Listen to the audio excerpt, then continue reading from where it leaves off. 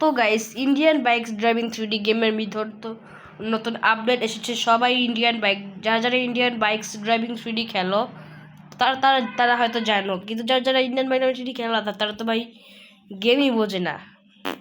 তো যাই হোক গাইস, এই দেখো ইন্ডিয়ান বাইকস ড্রাইভিং 3D গেমের ভিতর যে নতুন নতুন আপডেটটা এসেছে, সেই আপডেটে কার রেসিং এবং অনেক কয়েকটা গাড়ি অ্যাড হয়েছে। আমরা যদি একটা না একটা গাড়ির সামনে গিয়ে পড়ি তাহলে ইনফিনিটি হেলথ নিয়ে আমরা কি বেঁচে থাকবো নাকি মরে যাব।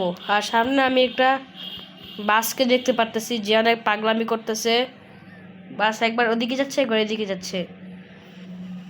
শুধু চাচ্ছি যে বাসটা এদিকে আসুক। তো ফাইনাল গাইস, বাসটা ওদিকে আসতেছে। তো আমরা যদি বাসটার সামনে গিয়ে দাঁড়াই তো তাহলে কি হবে আমরা দেখবো এখন। তো তো তো চলো। ওরে বাবা রে, এই বাসটা তোমার বেশি কিছু ক্ষতি করতে পারি না, শুধু অনেক একটু রক্ত তো একটু বেশি রক্ত বেরিয়ে দিচ্ছে। তো তো তো চলো এখন আমরা দেখি আর কোন কোন গাড়ি আছে। তো তো গাইস, এই যে দেখো একটা গাড়ি ওদিক দিয়ে গেল। এই এই যে আরে বাবা রে, এই তো আমাকে কিছুই করলো না, কারণ এই ভালো গাড়ি বুঝতে পেরেছে যে আমার মরার শখ জেগেছে। এখন তো হচ্ছে এই গাড়িটা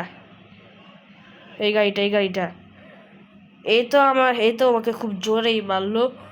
তো তো তারপরে হচ্ছে এখন এই বুগাটি আমার কিছুই করতে পারে নাই।